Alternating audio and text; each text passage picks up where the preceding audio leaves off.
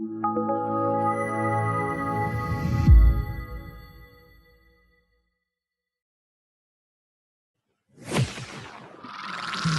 listening to another ambitious Entrepreneur Network.com podcast, the voice for entrepreneurs and small business. Now, onto the show. Welcome to the Christian Entrepreneurs Podcast, daily conversations with Christian entrepreneurs to inspire and empower Christian business owners to walk strongly in their faith, while build a thriving business that honors Him in every way. Now, over to your host, Anne-Marie Cross. And welcome to another episode of the Christian Entrepreneurs Podcast. This is episode 56, and I'm your host, Anne-Marie Cross, the podcasting queen. My guest today says that the biggest fight is always a fight against our own weakness. Now, as a Christian entrepreneur, do you choose to fight forward? When in a desperate situation, do you fight forward to win? Great question. Joining me on today's show is Irwandy Tan. Irwandy is a business owner, he's a founder, and he's an expert in alcohol testing technology, personal safety, and air quality technology. He's married with 3 children, lives in Melbourne, same town I'm from, having grown up in Medan, Indonesia. Now, he established Andatech, which is his business, in 2003, and they focus on products that improve the community's health and safety in everyday life. And his aim is to not only develop products that integrate the latest in technology, but also to constantly provide the best customer service in the industry through exceptional customer service and user-friendly online systems. Now, on today's show, Irwandy is going to share honest, first-hand stories and insights of how he started his business. He's also going to talk about the struggles that he overcame over the years, as well as advice on how never to give up. So very important. This can help not only in your business, but also align lessons from your faith to your life. He's also going to talk about desperation equals determination and how he found himself being determined to succeed at times of desperation. So welcome to the show. Thank you, Anne-Marie. Thank you for having me myself. Yeah. Oh, my pleasure. And you said early before we started recording that this is the first time that you've been interviewed, first time you're using this technology. So it is an honor. And we certainly look forward to sharing your insights to listeners and viewers today. So give us a background story on how you started your business. I mean, it's the technologies and air quality technology, personal safety, and alcohol testing technology. That's a fantastic combination. Yeah, just to give you a little bit background about myself, I used to work as a computer programmer before I started this business 13 years ago. And it all started from my parents' shed in Burwood. Yeah.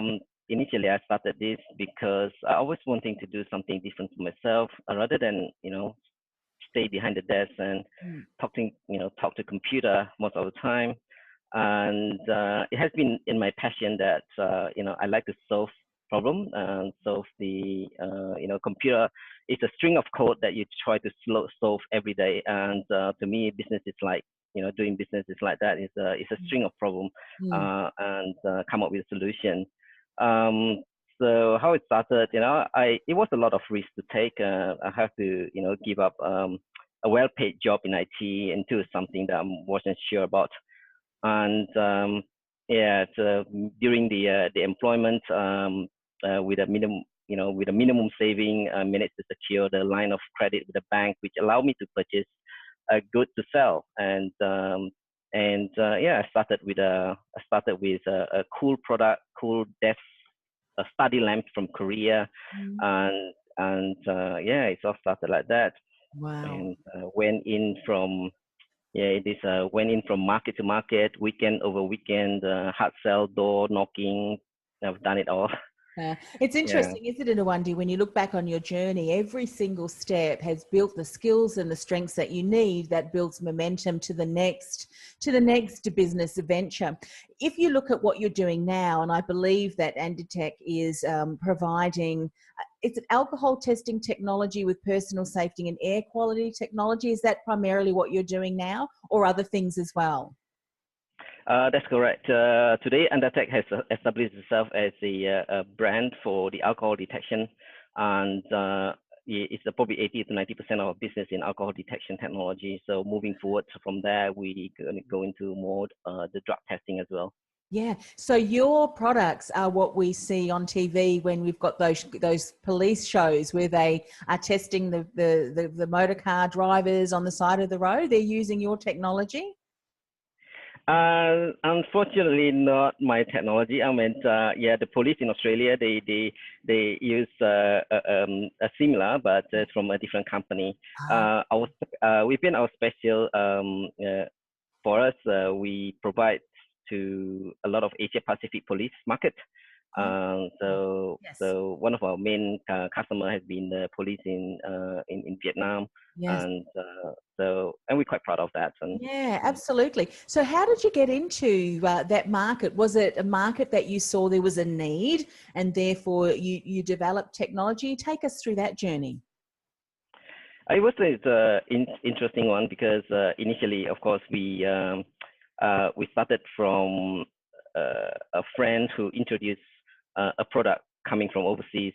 At that time, I was looking for something to sell, of course, to make a bit of money off. And then from there, it's it's starting to build into a passion because it's a product that actually can help the community.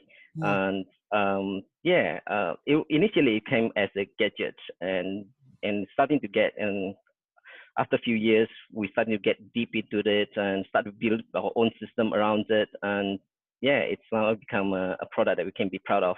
Yes. And that's really great. What I really love about that story is that, you start off with a various product, and then as you're continuing to implement that in the market, you obviously seeing what other ways that it can be adapted and adopted in the market to help.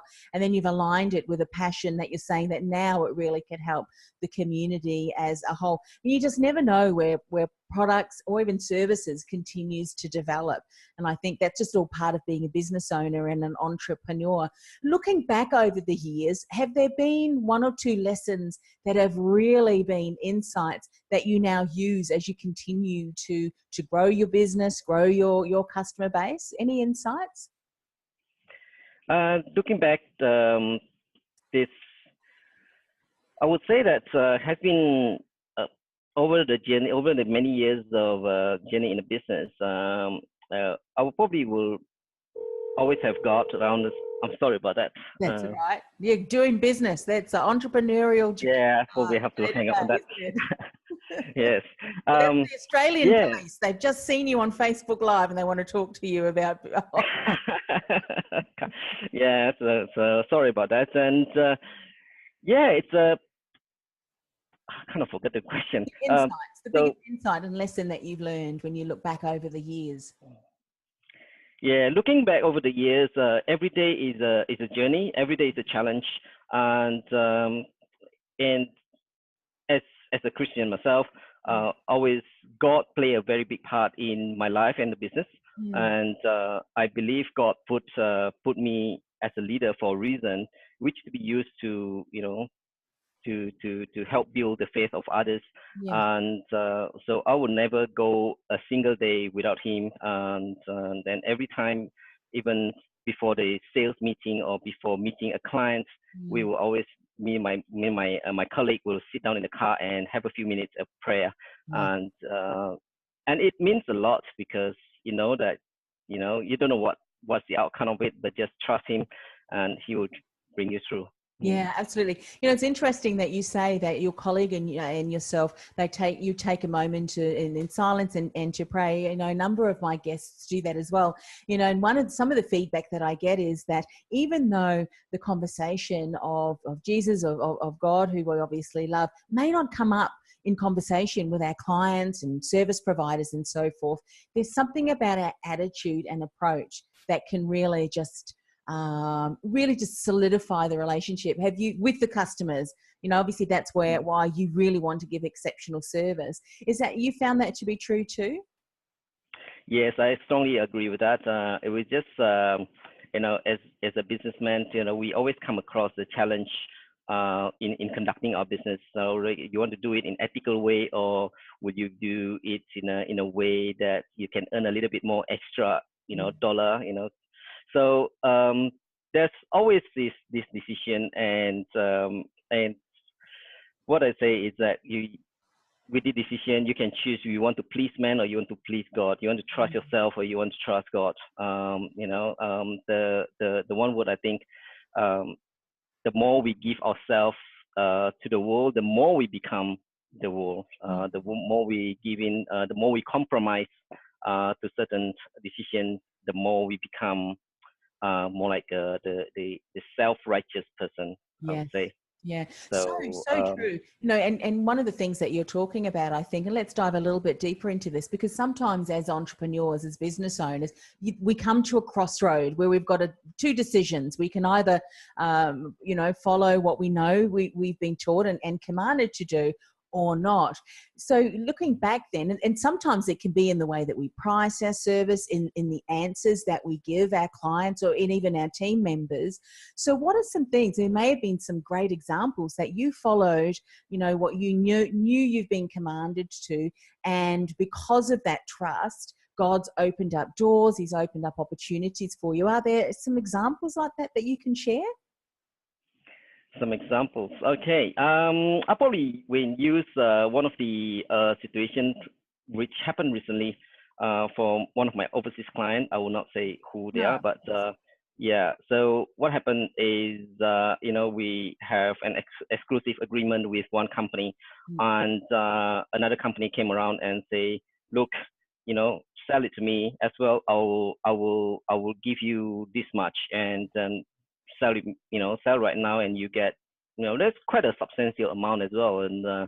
And because of the trust that we have given the initial the first company, we will not jeopardize that trust. And even though the company might not know about it, but it's between us and our own integrity. So I decided not to take that and just say that, look, sorry, we have to respect that. And yeah, there's many cases in incidents like that. And sometimes I believe it's like a test. And only when you pass that kind of test, you will be given a bigger test. So if you can't pass the small dollar on, small little things, and you're gonna stuck with that for a while. Oh, I absolutely agree with that. And it's like God gives us, as you say, examples and small clients, and how we are being stewards with what we have been given in the small aspects of things. Once we really show that integrity and we follow his words, then we're able to open ourselves up to far greater opportunities. And I think also too, as Christians, sometimes we are in situations or put in situations, whether it is through clients or whoever, to jeopardize what we know is so important. I think when we stand up for that, even inside, we really can go through and know that we're doing our dealings in a way that honors him. And at the end of the day, we are all going to be called to stand up against, we're all going to be standing in front of the throne and being held accountable. And I think that's fantastic. Tell me a little bit about how you approach leadership as far as, working with your team. Are there certain principles that you continue to follow as you are leading by example? Share a little bit more about your leadership style and approach. I believe in like Jesus, I believe in servant leadership. And so even though I'm quite busy with a lot of my stuff, but most of the time I will take the opportunity to actually sit down with them and try to understand where are they at. Sometimes, especially with the sales, you will question them, why the sales number is not good. And, but instead of asking that kind of question, rephrase the question a little bit and ask them, is there anything that we can help you? Is there anything that we can, is there anything happen behind or personally that we can assist you with? In that case, it's not, we're not punishing people as such. And we try to be empathy and try to be kind with a team member as well. And I I'm type of person who not hesitant to get my hand dirty whenever they move a container. I'll be down there to help moving a container as well, because I feel I need to be there with the team, and I'm willing to normally then I'll jump onto my work and finish a bit late, but it doesn't matter. I have joy and fun in that. To me, Andatech would be it's going to be a company where everybody have fun, and and also it's an opportunity for us to share the love of God with them, regardless of who they are, regardless of the ethnic and the background and so on. So yeah, we are not hesitant to talk about Jesus, and actually in front of the reception, we have some materials as well to give away, which is about Jesus, about God, and next to the breathalyzer machine, and yeah.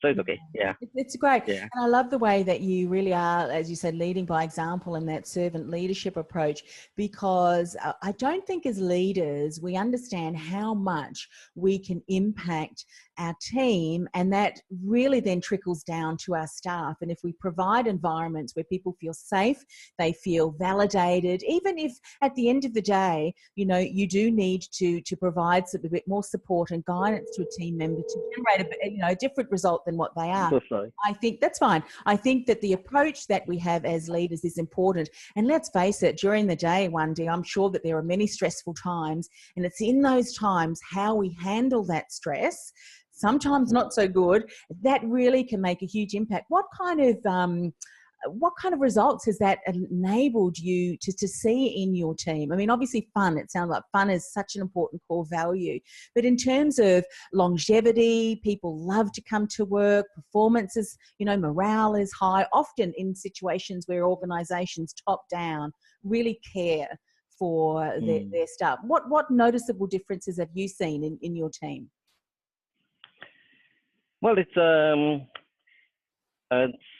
way to put it. I think the more you show that you care for your member, the more you care for the team, they feel the sense of belonging, and they feel like they're part of it. And so when the company, let's say we're facing some issue and stock need repairing or anything like that, we will see that everybody jump on board and try to do it, even though that is out of the scope of the job.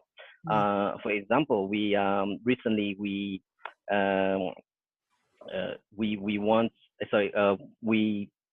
somebody wanting to visit our company, actually from overseas, to see our company and production. So what we did was we did all the flooring ourselves in a team, and paint the building and paint the walls. And then they're out of the scope, and they don't get paid extra for the for the time. But it's just the family and the time, and they contribute into the company. And actually, company without a good team member, it can't go anywhere. No. And I think, as business owners, there are many people who are listening and watching who still have very small core groups of people. And I think how you start off the way that you want to continue and have, clear understanding of your values, and continue not only to say what they are, because how many times do you hear of corporations and businesses who say, these are our core values, yet they're not lived out? Are they within the workplace? And when you have an organization that says these are our core values and they live them, then the leader, such as yourself, Irwandy, really shows that to their team and how you deal with your customers. I think that speaks volumes, and it enables your team to then continue to grow. And, there's this brand message and experience that you create, which is really solidified, which is fabulous. Talk a little bit about some of the challenges, because I know in business there are often challenges, and it's how, again, we approach them as to whether we're able to break through, ride that wave to the next level of our business. So desperation equals determination. How have you found yourself really, getting that determination to really power forward, even in times of desperation?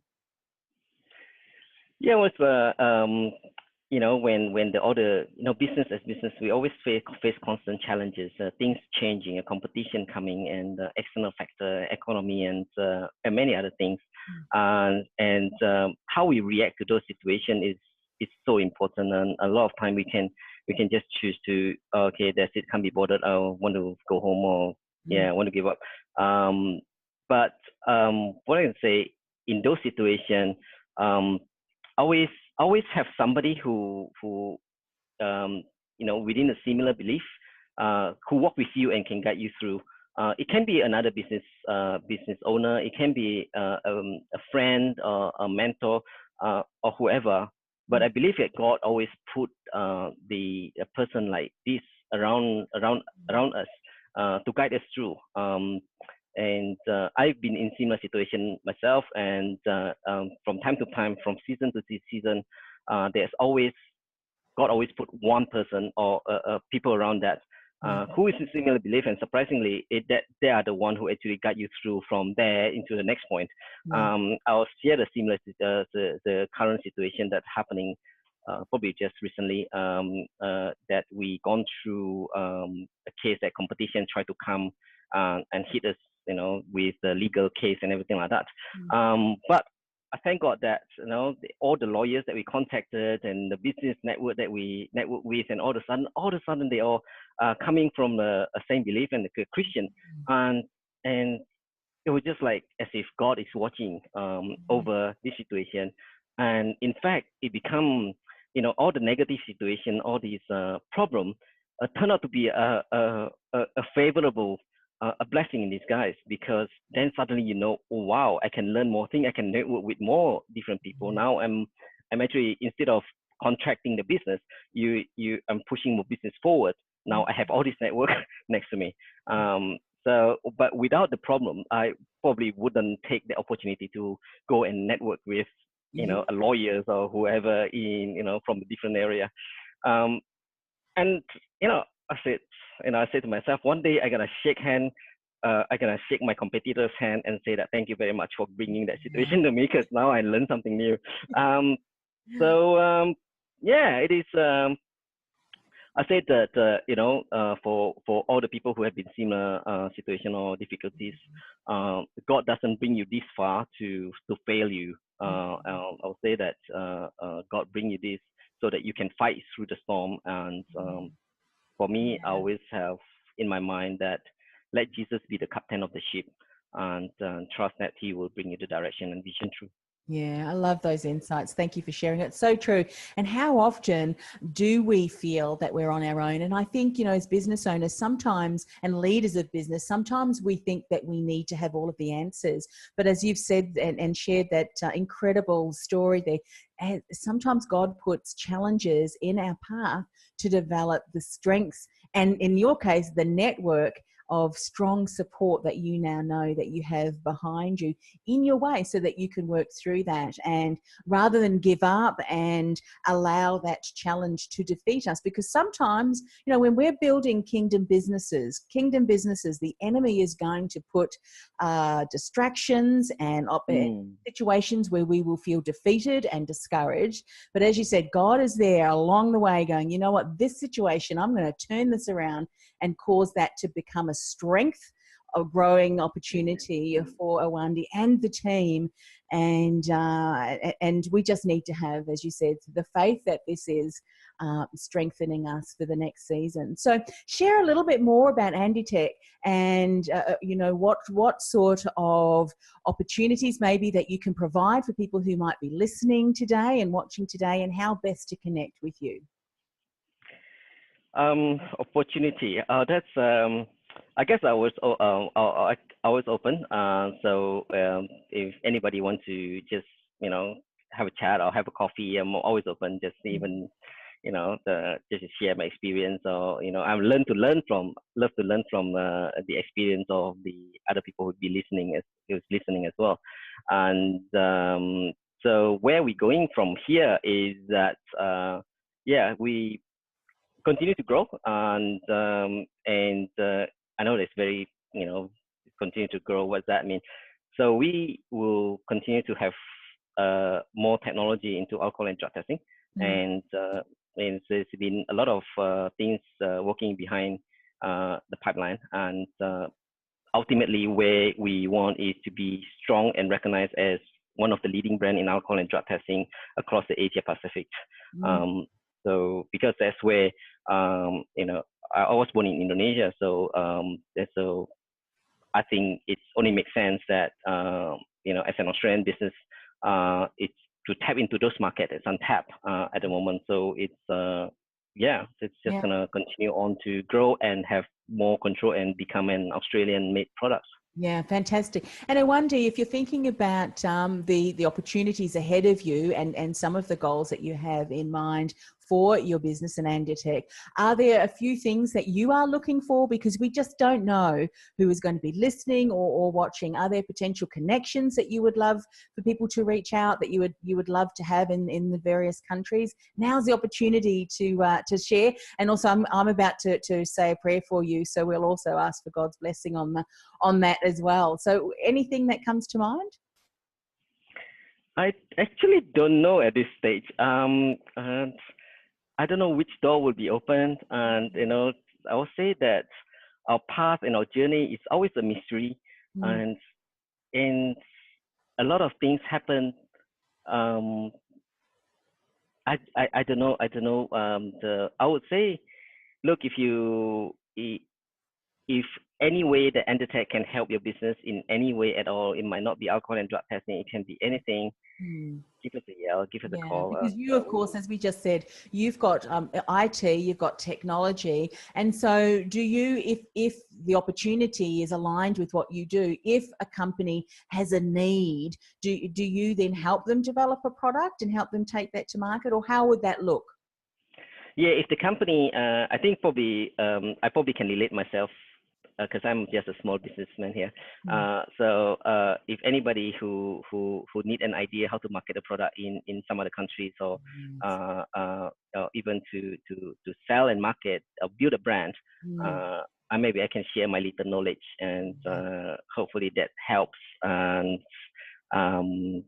otherwise, we are not at the stage, at the level that is multi-billion-dollar company as yet. So it's I'll do what I can to help. So. Oh, look, absolutely. And look, it's such an honor and pleasure. Thank you so much. And of course, this is a daily show, Irwandy. So if there is feedback that you ever get, or you think you feel inspired to come back on the show, that would be fabulous. I mean, there's a lot of businesses here in Australia, other Christian, focused business owners that would love to be able to tap into international markets. And with the technologies now that are available at our fingertips, the world has become such a smaller place, hasn't it? Which is fabulous. We're able to, here we are. We're in the same town, but many of my guests are on the other side of the world, and we're able to have, a wonderful conversation to share. And you just don't know where this conversation will be heard, will be seen to impact someone's life. So that's, of course, we'll put all of the contact details on how to connect with you on our show notes. And the show notes are ambitiousentrepreneurnetwork.com/TCE56. So I did promise, may I share a word of prayer for you and a blessing before we finish up the show? Definitely, yes. Okay. Father God, thank you for the opportunity to speak to Irwandy today. The insights that he shared and his love for you is just so strong. Father, as business owners, we do come across many, many challenges, but we're reminded today that you are God, and you are a good God, and you do have our pathway already mapped out, and you call us to just step back and allow you to guide our footsteps. And it's a reminder, Lord, that we do need to lean into you. Father, we just want to pray for Irwandy and his team as they're continuing to build their business and continuing to expand and really position their company in the Asian markets. Father, thank you for the incredible learning and the strengths that he and his company was able to build through the previous challenge. Lord, sometimes when we are challenged, we can often just allow that to detract us from our destiny that you have already destined us for. But thank you for strengthening him, and we ask for your continued blessing on him and his team members, his staff, and also the customers that he works with. And we ask this in the precious name of Jesus. Amen. Amen. Thank you so much for coming on the show. No doubt our paths will cross in person one day, I'm sure. And it really has been a blessing to have you on the show. Thank you so much.